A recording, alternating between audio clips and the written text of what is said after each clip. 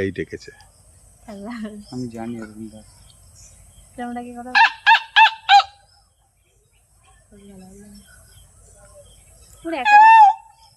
একটা দুটো আছে হয়তো।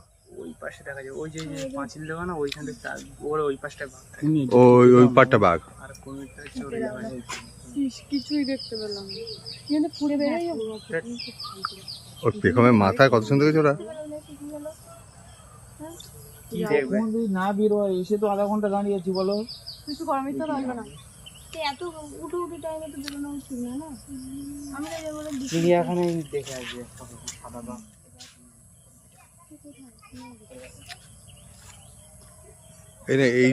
এই ড্রেনটা কুমির থাকে না মনে হয়।